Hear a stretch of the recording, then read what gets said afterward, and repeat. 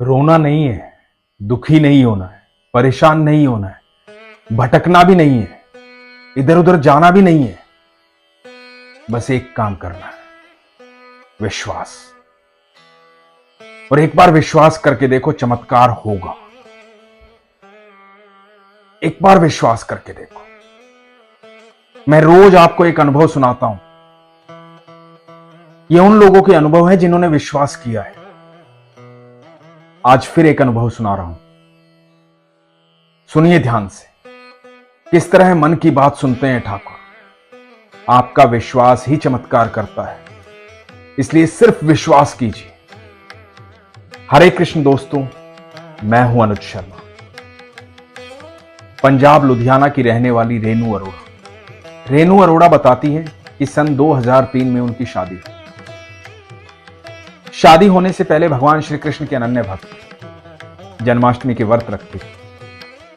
शादी होने के बाद व्रत रखना छोड़ दिया। 2003 से 2009 हो गए। जीवन में सब कुछ मिला, सारे सुख मिले, लेकिन संतान नहीं थी, संतान सुख प्राप्त नहीं हुआ। मन दुखी रहता था। शादी के बाद हर औरत की इच्छा होती कि वो मां बने, उसकी गोद भरे, वो अपने बच्चों के साथ खेले, मातृ रूप में स्नेह दे अपने बच्चों को। बहुत सारे डॉक्टर्स के पास गए, लेकिन कोई इलाज नहीं हुआ, सबने मना कर दिया। रेनू बताती है कि हर साल दिवाली के दिन घर में कैलेंडर चेंज करते हैं। सबके घर में दिवाली के दिन कैलेंडर बदला जाता है। तो दिवाली के आसपास कैलेंडर खरीदने बाजार गई। जब बाजार कैलेंडर खरीदने गई तो देखा कि एक कैलेंडर पर लड्डू गोपाल का विग्रह है। जब बाजार कैलेंडर खरीदने गई तो देखा कि एक कैलेंडर पर लड्डू गोपाल है। देखते ही लड्डू गोपाल ने इनको मोहित कर दिया। गौर से देखने लगी उन्हें, और मन में एक आवाज आई। मन ही मन लड्डू गोपाल से कहा कि हे ठाकुर, यदि जन्माष्टमी से पहले आप मेरे घर आ गए तो मैं जिंदगी भर, जब तक मेरी आखिरी सांस है, ये कैलेंडर किसी को नहीं दूंगी, हमेशा अपने पास रखना। और शादी से पहले जो जन्माष्टमी के व्रत करती वो व्रत फिर से करना शुरू कर दो। एक कैलेंडर देख करके, लड्डू गोपाल देख करके मन में ये भाव आया। वो कैलेंडर घर ले आए। रेनू के मन की बात रेनू के मन में ही थी। जनवरी का महीना आया, 2010 जनवरी। जनवरी के महीने में रेनू को पता लगा कि वो प्रेग्नेंट है। मन अति प्रसन्न हो गया। घर में खुशी की लहर दौड़ आई। सब खुश हो गए। ठाकुर जी पर पूरा विश्वास था। डॉक्टर के पास गए, जिन डॉक्टर्स के यहां इलाज चल रहा था, उनसे मुलाकात की, अपनी सेहत का ध्यान रखा, देखरेख की।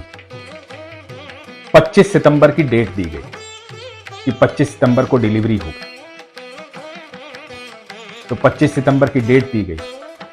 काफी दिन के बाद पता लगा कि जिस डॉक्टर की निगरानी में रेनू थी, वो डॉक्टर हॉस्पिटल छोड़ करके चली गई। अचानक से 31 अगस्त को रेनू के बीपी में गड़बड़ हुई। बीपी बढ़ गया, हॉस्पिटल ले जाया गया। जब डॉक्टर के पास अस्पताल ले जाया गया तो डॉक्टर ने कहा कि हालत खराब है, बीपी काफी बढ़ गया है, सिजेरियन करना पड़ेगा। ऑपरेशन हुआ। यह 31 अगस्त 2010 की बात। जब ऑपरेशन हुआ उसके बाद एक संतान की उत्पत्ति हुई, बेटा। रेनू को पूरा यकीन था कि मेरे कान्हा जी मेरे पास आएंगे। और कमाल की बात यह थी कि 31 अगस्त 2010 की वो रात थी जिस रात जन्माष्टमी थी। 1 सितंबर की जन्माष्टमी थी। रेनू के यहां कान्हा जी ने जन्म लिया। पूरी दुनिया में कान्हा जी ने जन्म लिया। ब्रह्मांड का नायक जन्माष्टमी के दिन पैदा हुआ था। इनके यहां भी बच्चा पैदा हुआ। बच्चे का नाम लविश रखा गया।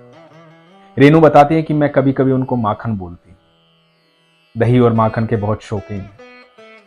आज भी वो तस्वीर, भगवान का वो कैलेंडर आज भी फ्रेम करवा के अपने घर में रख रखा है। रेनू कहती है कि जिंदगी की आखिरी सांस तक मेरे कन्हैया मेरे साथ है। ये विश्वास की बात है। मन में आई बात थी, मन से सुनी गई। हम इतनी भीड़ के साथ, इतने लोगों के साथ, इतने शोरगुल के साथ जब मंदिर में खड़े होते हैं, ठाकुर जी के पास जाते हैं, तो बहुत शोर होता है, बहुत भीड़ होती है, बहुत लोग खड़े होते हैं और ठाकुर जी सामने खड़े होकर के मुस्कुरा रहे और हम मन ही मन बात कर रहे होते। ना तो हम ऊंचे शब्दों में बात करते हैं, ना तेज आवाज में चिल्लाकर उन्हें कहते, ना जोर जोर से अपनी डिमांड उनके सामने रखते, बस मन में कह रहे होते। और जब हम सच्चे मन से कहते हैं ना, विश्वास के साथ, तो ठाकुर मन से सुनता है। ठाकुर कण कण में है।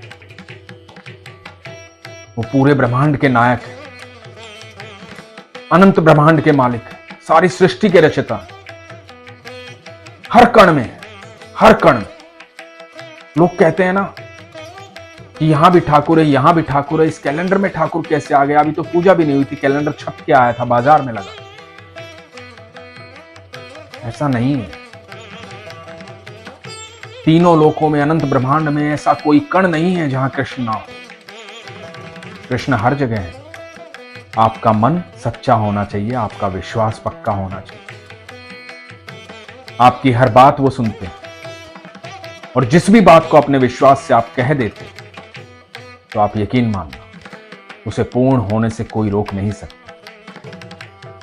बहुत लोग कहते हैं कि जिंदगी चली गई दुखों में, सुख नहीं आया। बचपन से भगवान का नाम ले रहे हैं, बचपन से ठाकुर की पूजा कर रहे हैं, लेकिन सुख नहीं आया। मैं तो ये कहता हूं कि जो ये कह सकता है वो ठाकुर को जानता ही नहीं है। उसे अपने ऊपर काम करना चाहिए, अपने विश्वास पर काम करना चाहिए।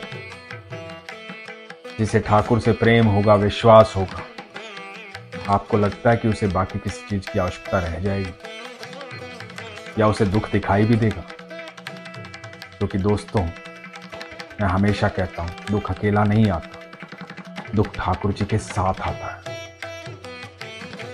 अब आपके ऊपर है कि आप दुख को देख रहे हो या ठाकुर जी को देख रहे हो।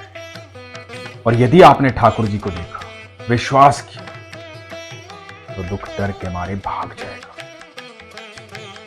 दुख इसीलिए साथ आता है कि ये ठाकुर जी को नहीं देखेगा, मुझे देखेगा और मैं यहां कब्जा कर लूंगा, मैं इसके साथ रहूंगा और मैं इसको डराऊंगा।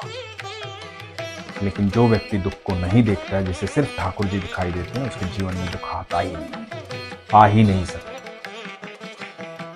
किस चीज की इच्छा करते हैं, क्या चाहिए हमें? सब कुछ दिया है उसने। ऐसा लगता है किसी को कि कुछ नहीं दिया, सब कुछ दिया है। एक बार गौर से आईने के सामने खड़े होना, अपने पूरे शरीर को देखना, संपूर्ण शरीर दिया है। ऐसे बहुत लोग हैं जिनके पास वो नहीं, लेकिन आपके पास है। इसके लिए उसका धन्यवाद करो। इसी धरती पर ऐसे बहुत लोग हैं जिनको सूरज की रोशनी रोज नहीं मिलती। जितने प्रकार के फल आप खाते हैं, उतने प्रकार के फल वो नहीं खा सकते। जिस धरती पर आप पैदा हुए, जहां आप पैदा हुए, वहां के वातावरण को देखिए। आपको जो दिया है वो सबको नहीं दिया है। इस बात को गौर से सोचिएगा और हर समय उसका धन्यवाद कीजिएगा। उसने जो दिया है ना, वो कोई और दे नहीं सकता।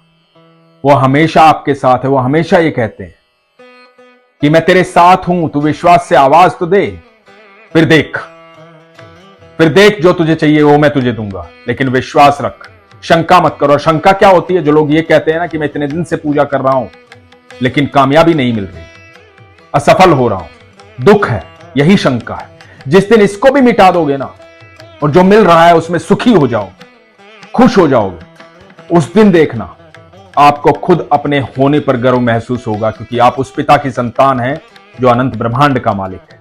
इसलिए हमेशा अपने विश्वास को मजबूत रखिए, अपना ख्याल रखिए। हरे कृष्ण।